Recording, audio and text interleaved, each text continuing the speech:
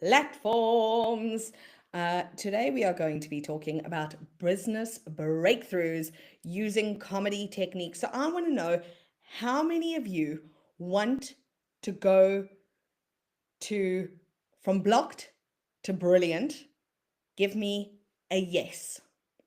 From creatively blocked to creatively brilliant? Give me a yes. Okay. How many of you want to up level in terms of your business and unlock the secrets to creating the life of your dreams, the business of your dreams using comedy techniques? If the answer is a yes, angel doves, we are going to have some fun today. I want us to really discuss all things comedy, all things business, and the way in which comedy can help you take your business, your life to the next level. So, for those of you who don't know, I am a professional comedian and award-winning coach. And for the last 14 years, I've been designing a range of comedy courses, but comedy and business courses, specifically for business and specifically for corporates. And I've used this framework that I've used this framework with global conglomerates. I have used this framework with celebrities, with Fortune 500 companies, and top comedians. And I want to share this framework with you.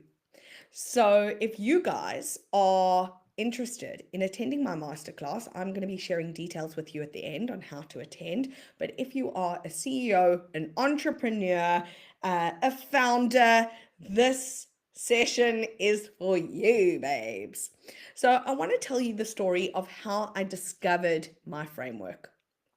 So some of you may know my backstory, some of you may not. But 14 years ago, I finished university and basically went to go and see one of the top agents in South Africa, and took my CV, my little CV, to this agent, this big agent. And I remember being, I was so terrified, and took my CV to this agent, and he didn't even look at my CV. I sat in front of him and he looked me in the eye and he said, "I'm sure you're really talented, but you're too large to be in the industry." And this completely broke me, because I don't know how many of you have ever been looked directly in the eye and felt completely unseen, because I realized that I had bought into the lie that if I went to university, if I went the safe route, if I did what I was passionate about, but I had a degree, that would equal work, that would equal income, that would equal a job, that would equal stability. And what I realized very quickly is that I didn't fit the mold of what was needed, or what they said was needed, in order to get into the entertainment industry. So for about 2 weeks, I was broken. I was like, cool, I now have to go and, with my limited thinking, I now have to go and get a regular job or apply for a job, and when I say regular job, not a job pursuing my passions. I'll probably have to go into teaching, or have something to fall back on, have a plan B. And I remember I am huge into vision boards, and I had a vision board at the time. And on the vision board was a picture, a photo of Amy Poehler. And underneath, she had a line that she says, which she said, "Improv is like the military, we leave no man behind." And I don't know how many of you have ever been in an industry where you were promised to be included because you were talented, or you were promised to be included because of your abilities, and that's not how it turned out at all. So I realized that in that moment, I had felt pretty left out, by this entertainment industry that had promised me so much. So in that moment, I made a decision to go all in, to become so good at this thing that they could not ignore me. I bet on myself completely, and I took my life savings. It still wasn't enough. It still wasn't enough. So I took my life savings and I saw how much I had. It still wasn't enough. And I realized I had loads of limitations and limiting beliefs around finances. And I read a book called Rich Dad, Poor Dad. And in Rich Dad, Poor Dad, he says his poor dad says, I can't afford that. But his rich dad says, how do I afford this? I made the decision to go all in. And that day, I went and I applied for every single grant, artist grant, I could. And eventually, I won a grant.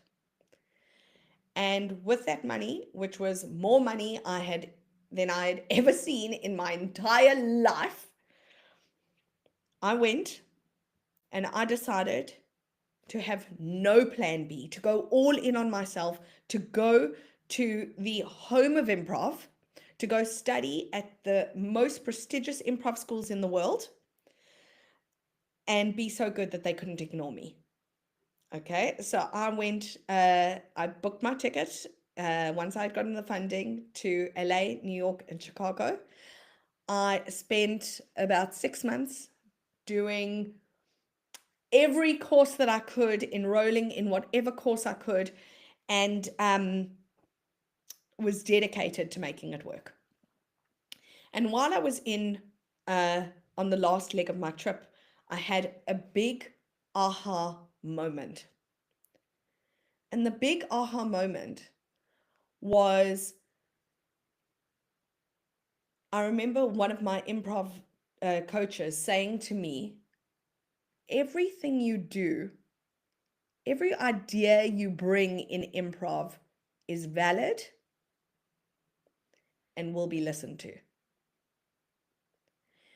And I had never had that before. I had never had, I had never felt like my ideas were worthy of sharing. And now, for the first time, I had been told that my ideas were not only worthy, but they were going to be validated by the group.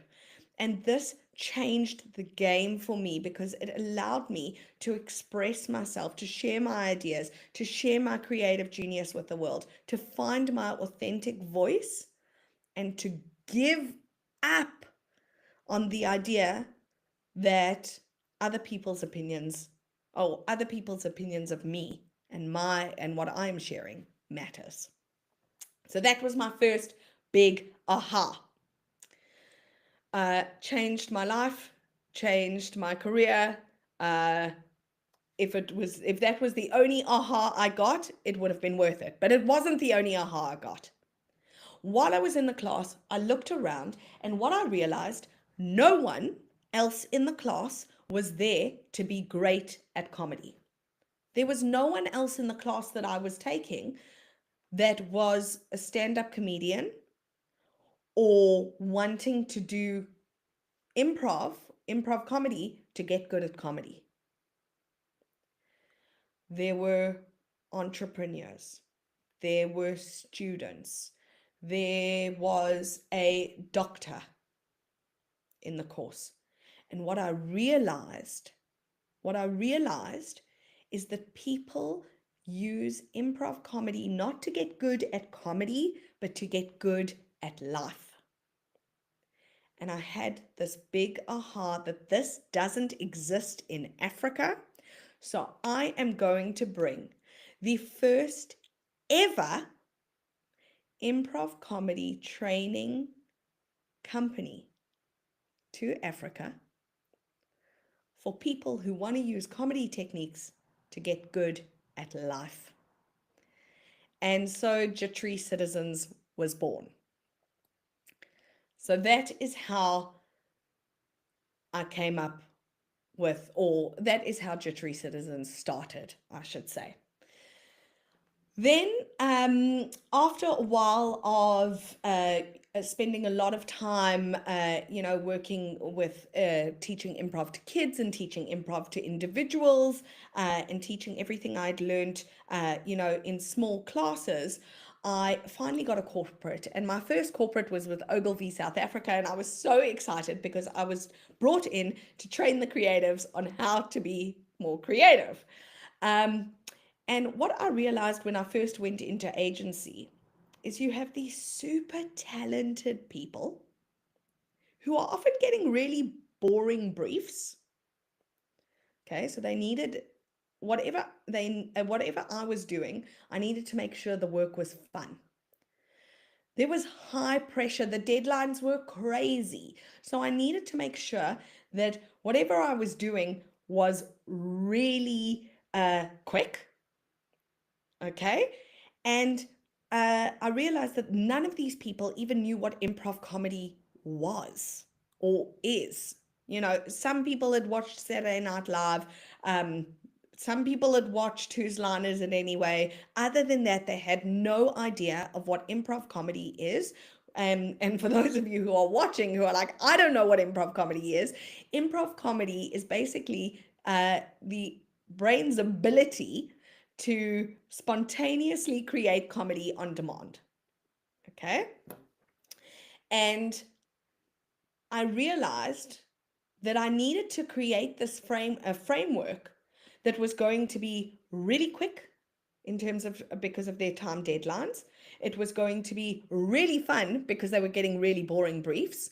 And it was going to be really quick, really fun, and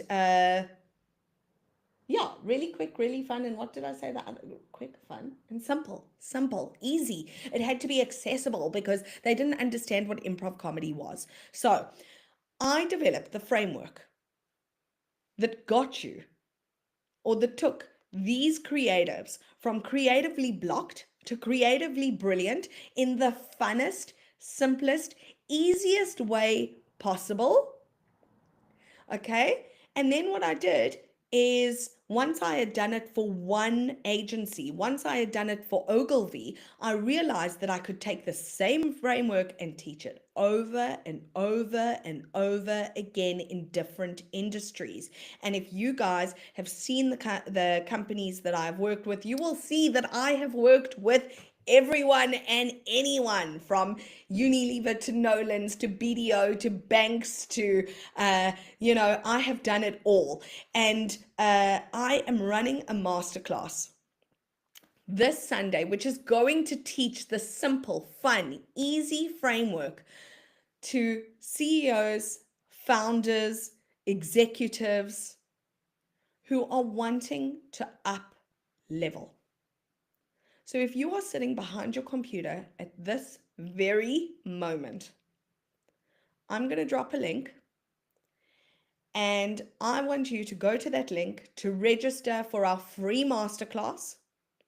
It's going to be this Sunday. It's going to be the last masterclass for 2024. We're going to end the year off with a bang. You guys are going to leave with the framework that I have used on top comedians, celebrities, CEOs, founders, entrepreneurs. I've given them this framework that has taken them from creatively blocked to creatively brilliant, and I want to do the same for you. So if you guys want to come, there is limited spaces available, but it is going to be a game-changing masterclass. So I can't wait to see you there.